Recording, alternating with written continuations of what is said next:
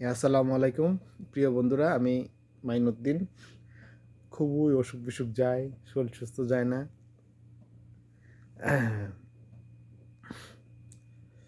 Video record করা, audio record করা, এটা এক ধরনের অভ্যাস। সে অভ্যাসটা এখন আমার তৈরি হয়নি। 8 বছর কুড়িয়া থাকতেছি, ইনকাম করতেছি, খাইতেছি, ঘুমাইতেছি, চলতে ফেরত করতেছি। আমি একটা বাড়ির কাজে ধরছি, আপনারা সবাই জানেন। প্রিয় বন্ধুরা,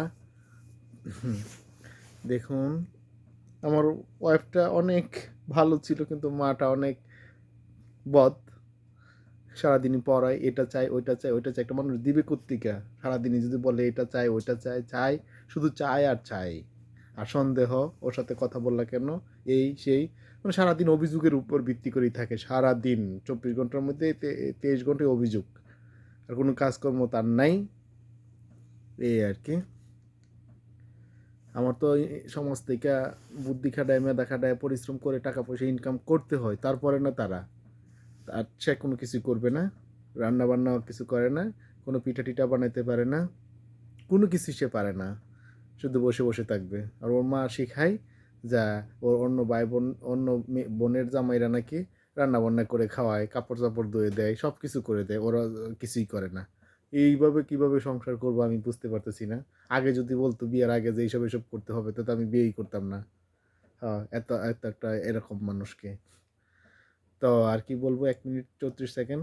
আমি বেশি ভিডিও করতে পারি না, এই অভ্যাসটা আমার নাই। তো কি বলবো, আমার ওয়াইফ বন্যা মুসাম্মদ বন্যা আক্তারের বিরুদ্ধে। তো এবার দেশে যাব, যদি আসে আসলো, না এলে তালাক দিয়ে আরেকটা বিয়ে শাদি করতে হবে। আমার তো একটা বাচ্চা কাচ্চা দরকার, সংসারের দরকার। আমি যেরকমই হোক না কেন, আমার চেয়ে কেউ উইক পারসন বা আমার চেয়ে কেউ খারাপ ব্যক্তিরা তো বিয়ে শাদি করে সংসার করছে, দিন যাপন করছে, তাই না? আমি মন মন এত আমার ডাউন কেস্ট হয়েছে যে খুবই খারাপ অবস্থা। কোরিয়া থেকে ঘুমের এত সমস্যা হয়েছে যে বলার বাইরে। 3 মাস কাজ করার পরে আর কাজই করতে পারি না, চোখ তাকাইতে পারি না ঘুমের কারণে। 3 মাস কাজ করার পর 15-17 দিন একটানা ঘুমাতে হয়, সকাল 8টার থেকে রাতের 8টা পর্যন্ত। এরকম সিস্টেম হয়ে গেছে শারীরিক গতি প্রক্রিয়া। 2টা বোন আছে, ওদেরকে বিয়ে শাদী দেওয়া। আল্লাহ বাসায় এই ফেব্রুয়ারি মাসে ঘরটা কমপ্লিট হওয়ার পর ওরা যেন ভালো থাকে। আর ও খুবই হিংসা, ও খুবই ভিতর থেকে হিংসা করে। একটা জিনিস ইয়া করলে সব কিছু ইয়া করে, আমার সহযোগী হয় না। মানে বউ হবে বন্ধুর মতো, চলাফেরা এই সেই সব কিছু, কিন্তু হচ্ছে না আমার শারীরিক কোনো সমস্যা নেই আল্লাহর মতে। তো দীর্ঘদিন কোরিয়াতে ছিলাম, অনেক কঠোর পরিশ্রম করেছি। তো এই আর কি। আর আমার ভাই বোন সবাই যারা টাকা পয়সা ইনকাম করে তার বিরুদ্ধে দাঁড়ায়। আমার বোন চাম্পা আমাদের নাকি গার্জিয়ান, কিন্তু আমি বিদেশে আসি সময় ঘুম থেকে সে উঠে নাই, তার নাকি প্রেশার, ঘুম থেকে সে উঠে নাই। আমার প্রতি একটু এক বিন্দু মায়া মমতাও নাই। একটা কুকুর লালন পালন করলেও মানুষের মায়া মমতা থাকে, কিন্তু আমার প্রতি, আমার 2 বোনের প্রতি কোনো মায়া দয়া তার নাই। তার বিরুদ্ধে তার প্রতিশোধ হিসাবে, প্রতিবাদ হিসাবে তাকে খাওয়া দাওয়া বন্ধ করে দেওয়া হয়েছে। প্রিয় বন্ধুরা, আপনারা সবাই দয়া করবেন আমার জন্য, আমার 2 বোনের জন্য, আমার দাদির জন্য, আমার ওয়াইফের জন্য।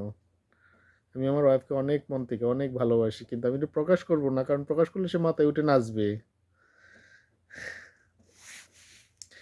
তো এই আর কি। আমি আপনাদের সবার কাছ থেকে দোয়া চাই।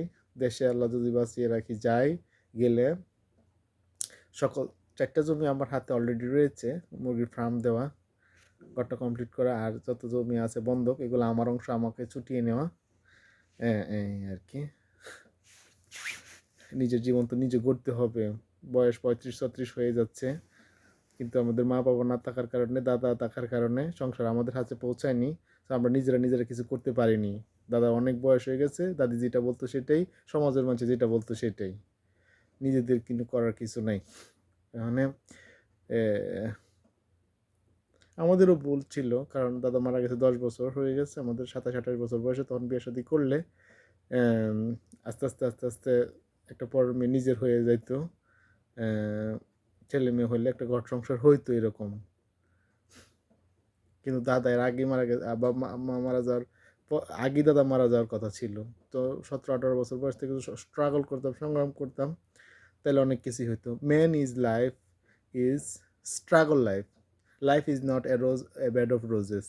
পরিশ্রম করতে হবে, মেধা বুদ্ধি খাটিয়ে খেয়ে দেয়ে নিজের সংসার নিজে করতে হবে। এই লাইফের উদ্দেশ্য। প্রিয় বন্ধুরা, দাদার কথা ছিল আমাদেরকে বিয়ে শাদী করানোর দায়িত্ব নিয়ে, কিন্তু কিছুই করেনি। করে হতায় দাদি, হতায় মা, কেউ কারো ভালো চায় না, এখানে একত্রিত নাই। প্রত্যেকটা ফ্যামিলিতে মা বাবা আছে, ভাই বোন আছে, সবাই একত্রিত থাকে সংসার গড়ন করছে। কিন্তু আমাদেরটা এরকম নাই। হয়তো ইমপ্রুভমেন্ট আছে, কিন্তু জায়গা জমি আছে, কিন্তু মানুষের মধ্যে কোনো মিল মহব্বত নাই। কারণ এখানে সব এক না, একত্রিত না। আমার মা বাবা যদি থাকতো, আমরা যদি থাকতাম, আমার দুই বোন যদি মার ঘরে হইতো, তাহলে একটা একত্রিত থাকতো। কিন্তু এটা এরকমটা হচ্ছে না। এটা আল্লাহরই একটা লীলা খেলা, বোঝার কিছু নেই।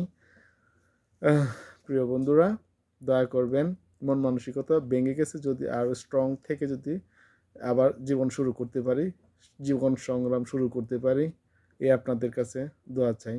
আমি মাইনুদ্দিন, স্কুলে ভালো ছাত্র ছিলাম, কলেজেও ভালো ছাত্র ছিলাম, কিন্তু বাংলাদেশে কোনো চাকরিতে জয়েন করতে পারিনি এই পরিবারের পলিটিক্সের কারণে। একটা চাকরি হলে যে কিছু টাকা পয়সা লাগবে, এক জায়গায় কিছু দিতে হবে, এরকম নাই। কেউ কারোর প্রতি কোনো দরদ নাই, মায়া নাই, কিছুই নেই।